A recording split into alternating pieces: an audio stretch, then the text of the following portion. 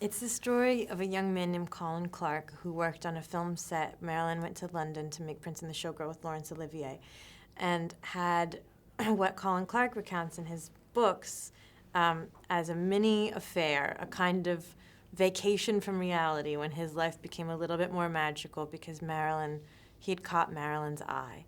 And that he spent this week, which he documented but didn't publish until after her death. And so our story is taken from his account of what happened in that lost week.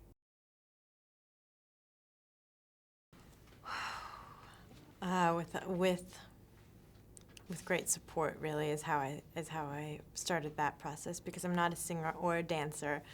I haven't been on a stage doing a musical number since I was 10 years old, and I was one of the nameless orphans in Annie. So I felt like a little girl whose dreams came true for the first time. I said to someone after a few weeks of rehearsing. We rehearsed every day for a few weeks. Started dancing in the morning and singing in the afternoon.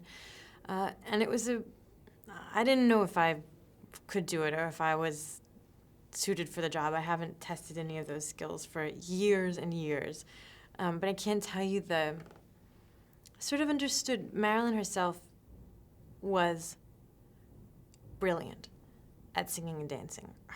Those numbers in those films are luminous, and I can't think of who I would compare them to, or who could match that kind of what she gave in those musical numbers.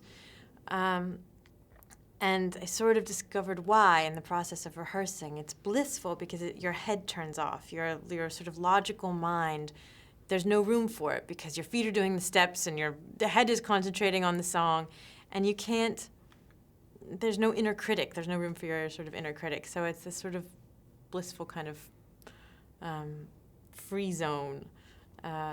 So I wondered if that's why she was so gifted at it. I hope that it fills out maybe their impression of Marilyn Monroe, and that she is allowed, through me or through her own presence, to expand. And that certain things that you may not have realized about her wit, her empathy, her deep desire to be taken seriously as an artist. I hope that some of those things can be assimilated into the kind of common view of who she was, that she defies and goes beyond a mere kind of sex symbol.